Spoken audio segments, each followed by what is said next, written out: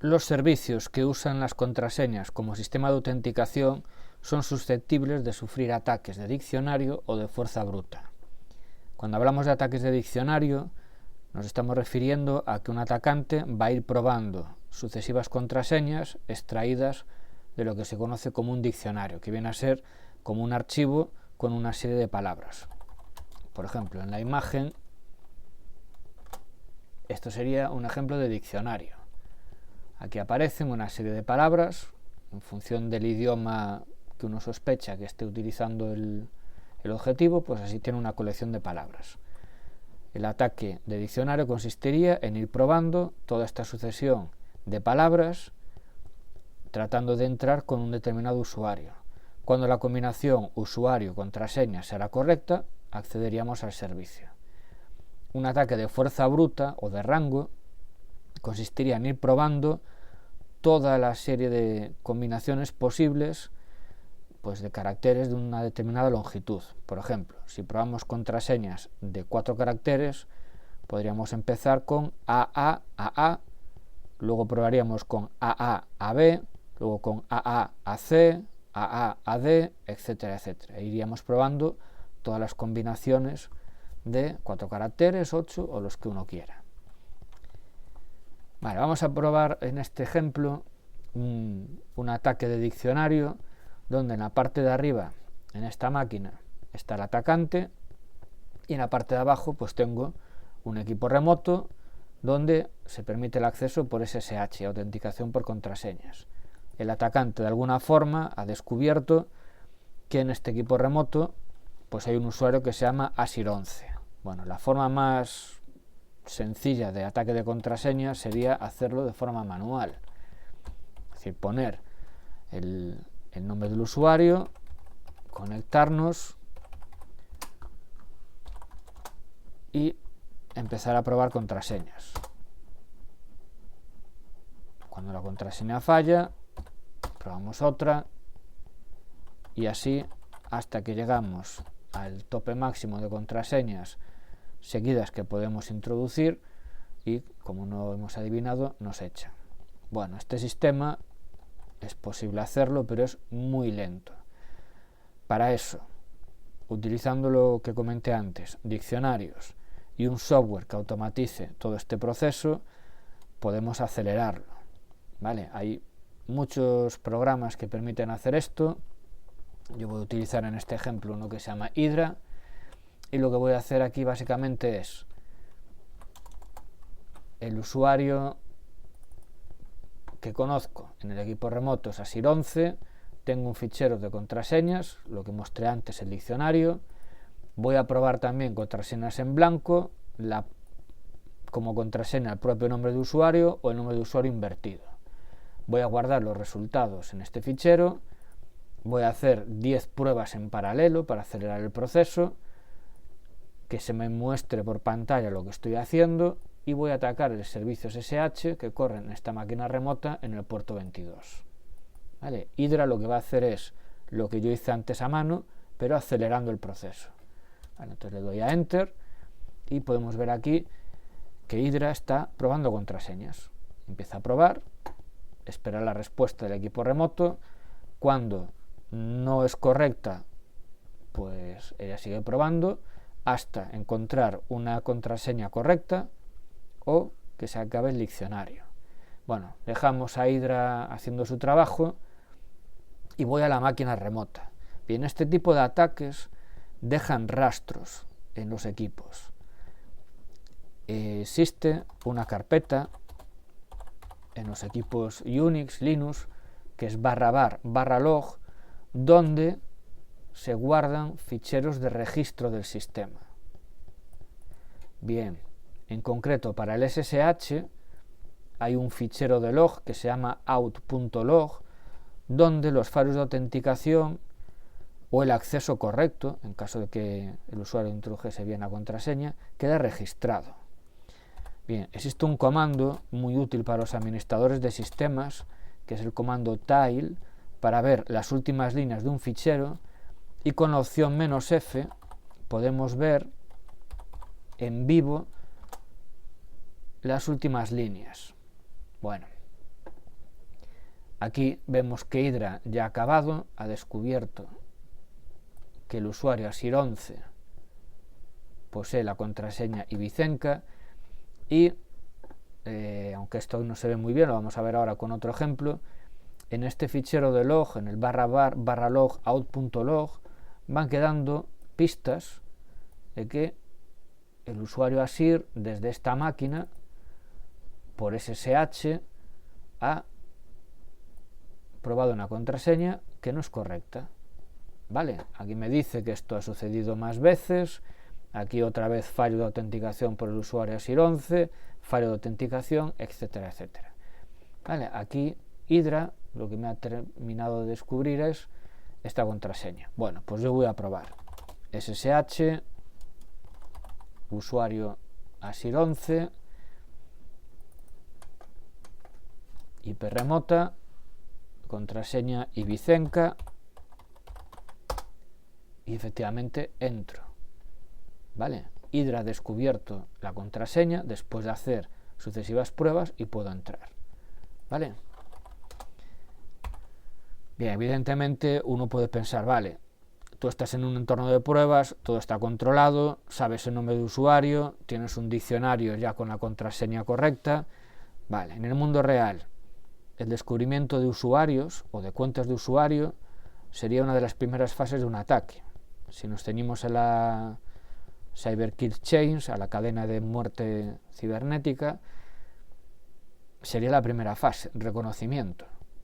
Un atacante tiene que buscar información de su objetivo y entre las informaciones que va a buscar es esto: posibles nombres de usuario que permitan acceder a sistemas. Vale, en el tema del diccionario, bueno, existen diccionarios que se pueden descargar de internet o que hay en distribuciones de Linux de seguridad como Kali Linux, donde ya hay una colección de contraseñas descubiertas en robos de información o diccionarios por idiomas, inglés, francés, español. Un atacante también, buscando información sobre los objetivos, puede llegar a fabricarse, a elaborar un diccionario centrado en su objetivo, pues basado en información pues como nombre, apellidos de una persona, fecha de nacimiento, matrículas de coche, lugar de residencia, lugar de trabajo, nombre de mascotas, nombre de hijos, hijas, novios, novias, marido, mujer, lo que sea. ¿Vale? A partir de esa información, que muchas veces es pública por redes sociales o en otros medios, se pueden elaborar diccionarios, ¿vale? Buscando pues eso, una combinación de palabras, números, pues que me permitan adivinar esa contraseña y entrar. Bien, ¿qué pasa con el usuario root?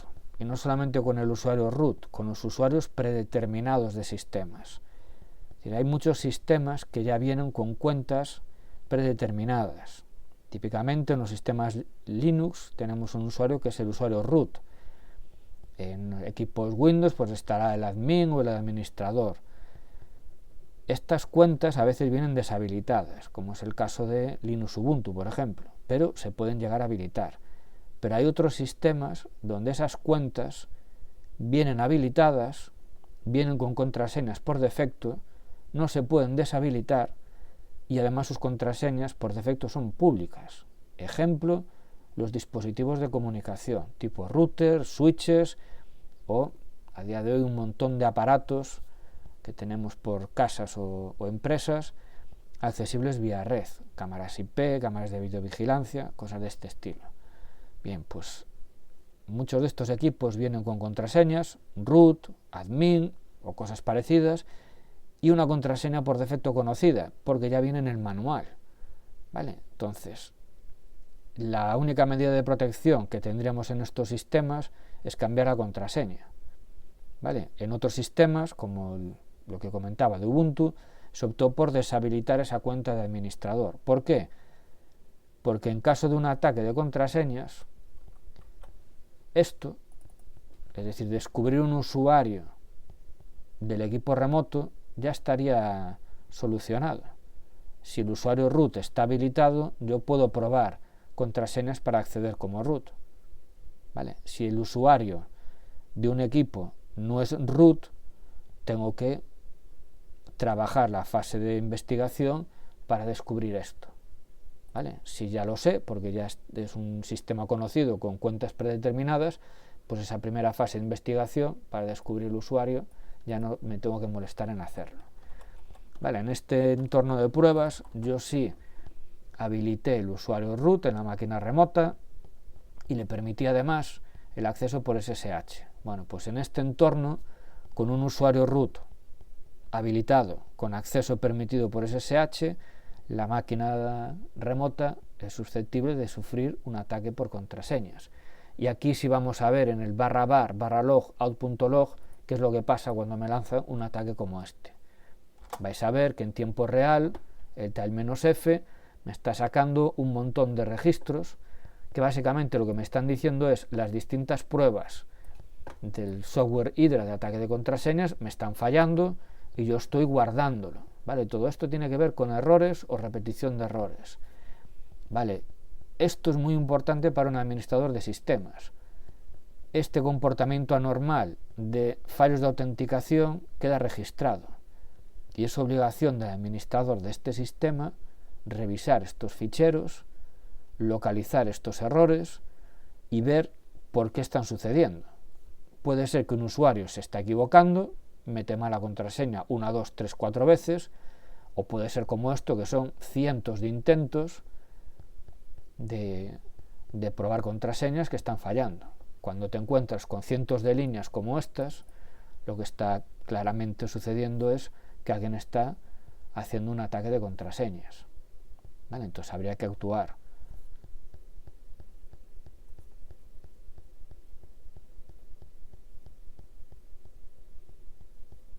Bueno, vemos que se están probando ahí una y otra vez contraseñas y ya, en breves momentos ya aparece la del usuario root.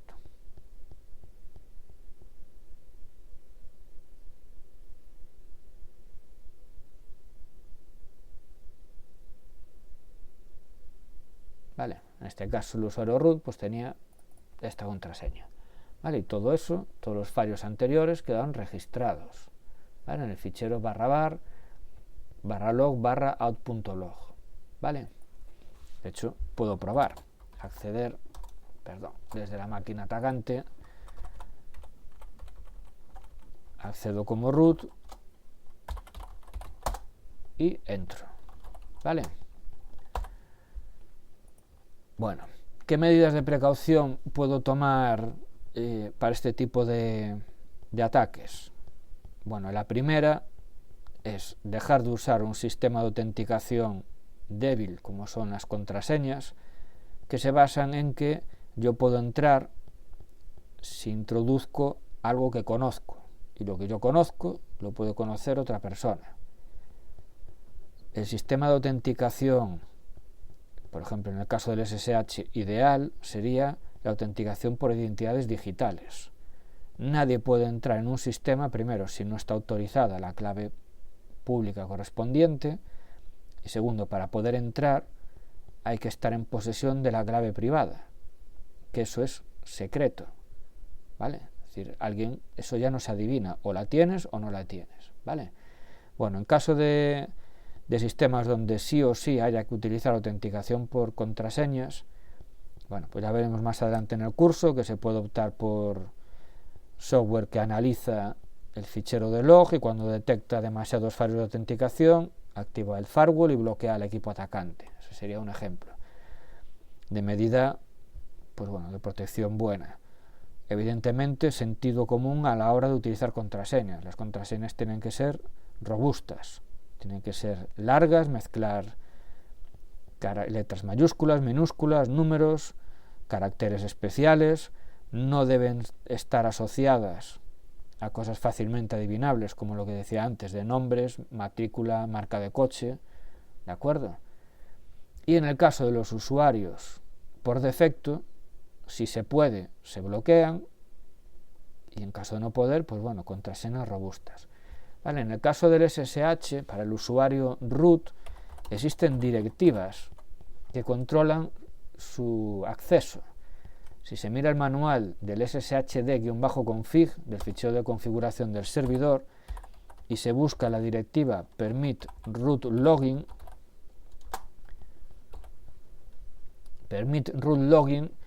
tiene varios posibles valores.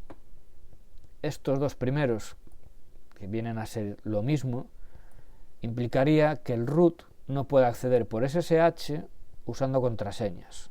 Únicamente podría acceder utilizando identidades digitales, es decir, criptografía de clave asimétrica. Luego tengo la opción de solamente comandos, donde sí permito el acceso por SSH al usuario root, pero utilizando identidades digitales, es decir, criptografía asimétrica, y para ejecutar un comando determinado. Es decir, no tendría acceso a una línea de comandos. Podría ejecutar un comando de forma remota. Luego tengo la opción de no, que es que el usuario root no está autorizado para acceder por SSH, ni usando contraseñas, ni identidades digitales. Bueno, y luego está la opción de sí, de yes, que esto es, el usuario root puede entrar utilizando contraseñas, identidades digitales, lo que sea. ¿Vale? En nuestro caso, este equipo tenía la directiva de permit root login a yes. ¿Qué pasa si, por ejemplo, la pongo a no? Bien, grabo los cambios, tengo que indicar al servidor SSH que relea el fichero de configuración, compruebo que el servicio sigue funcionando en el puerto 22 y ahora fijaros, desde el equipo atacante, cuando intenta acceder como usuario root, aunque me pide la contraseña y yo introduzca la contraseña correcta, no me está dejando entrar, porque el usuario root no tiene permiso para acceder por SSH. ¿Vale? En este caso, con permit root login a no va a acceder de ninguna manera, ni con contraseña, ni con identidades digitales. ¿Vale?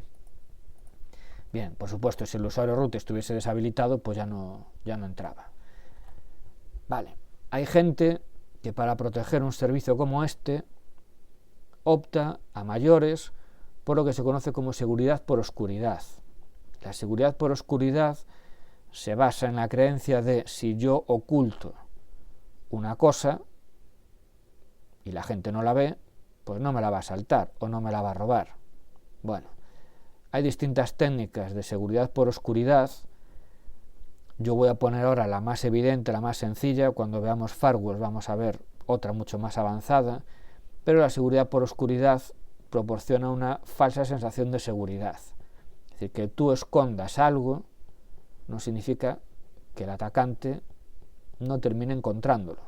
Y una vez que lo encuentra, pues la seguridad de ese servicio va a depender de cómo tú lo hayas configurado. ¿Vale? Bueno, hay mucha gente que para ocultar un servicio simplemente lo cambia de puerto. El servidor SSH por defecto escucha peticiones en el puerto TCP22. Bien, pues hay gente que decide esconder el servidor SSH poniéndolo a trabajar en el puerto, por ejemplo, en el 22.000, en el 30.152, el que uno quiere, ¿vale? El que sea. Vale, graba los cambios, reinicia el servicio y ahora fijaros, ya no trabaja en el puerto 22, trabaja en el puerto 22.000. ¿Qué pasa si, por ejemplo, un atacante intenta acceder por SSH al puerto 22? Vale, pues no entra. ¿Por qué? Porque en el puerto 22, como podéis ver aquí, no hay nada. He ocultado el servicio. Oculto el servicio y entonces ya la gente que intenta conectar no puede. Vale, esto de la seguridad por oscuridad no siempre funciona. Existen programas como el Nmap que me permiten analizar un equipo buscando en los distintos puertos, en este caso, en un ejemplo para hacerlo rápido, yo le digo que busque aplicaciones que están funcionando en el puerto 15.000 al 23.000, a ver si encuentra algo. Vale, yo le lanzo ahí a ejecutar y al cabo de unos segundos lo que va a ocurrir es que me va a encontrar el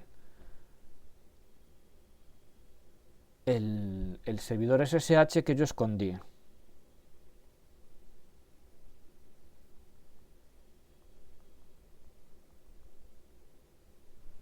¿Vale? Es un proceso que tarda un tiempo porque tiene que analizar todos estos puertos, pero fijaros, ya he descubierto que en el puerto 22.000 TCP hay algo. Y además, después de hacer una serie de pruebas, me dice que en el puerto 22.000 TCP hay un servidor OpenSSH corriendo. En principio, pues bueno, tiene pinta de ser una máquina Ubuntu Linux. Vale, esto es un ejemplo de cómo simplemente moviendo un servicio de un puerto donde tradicionalmente trabaja a otro diferente, pues sí, lo ocultas, pero un atacante insistente con conocimientos suficientes va a poder emplear herramientas como Nmap para descubrir ese servicio que se ha trasladado. Y una vez que ha descubierto que el servicio ha cambiado de puerto de escucha, lo único que tiene que hacer es adaptar, por ejemplo, su programa Hydra o el que utilice para atacar contraseñas y decirle que en vez de utilizar el puerto 22, que es el por defecto, utilice el nuevo puerto, ¿vale? O si ya conoce la contraseña, en vez de acceder por SSH al puerto 22, simplemente dice accedes al puerto 22.000 y ahora sí se establece una conexión, ¿vale? Entonces, resumiendo, los sistemas que permiten autenticación por contraseñas son susceptibles de un ataque de fuerza bruta o de un ataque de diccionario. Mecanismos de protección, herramientas que monitoricen los fallos de autenticación y cuando detecten un comportamiento normal, bloquean al atacante.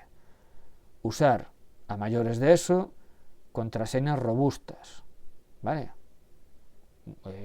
Mayúsculas, minúsculas, números, caracteres, longitudes a partir de 8, 9 o 10 caracteres. Deshabilitar las cuentas como root o las cuentas predeterminadas y en caso de no poder hacerlo, aplicarle contraseñas muy robustas. Cuando veamos temas de firewall, ya os digo, miraremos Fail2Ban, una herramienta que me permite monitorizar los logs para bloquear intentos, pues bueno, de ataques de este tipo. Podemos también en sistemas críticos limitar los equipos desde donde se pueda hacer SSH, pero como dije antes, la mejor de las soluciones es deja de usar un sistema de autenticación por contraseñas que no es seguro, o por lo menos no es tanto como utilizar sistemas de autenticación utilizando claves digitales, criptografía simétrica, que es a día de hoy, se puede decir, casi lo más seguro. Bien, la seguridad por oscuridad, pues no está mal.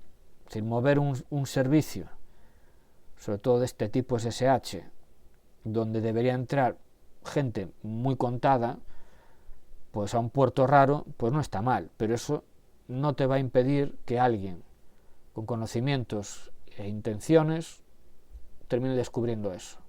Pero, vale, te quitas de un golpe pues a cientos o miles de oportunistas, ¿vale? Que no van a buscar más allá del puerto 22 en este caso, pero esto no da seguridad, ¿vale? Te quitas, lo dicho, oportunistas, pero una vez que un atacante motivado descubre tu puerto, donde está tu servicio, entra en juego todo lo que dije antes, todas las medidas de seguridad de Fail2Ban, firewalls, contraseñas robustas o autenticación por claves, ¿vale?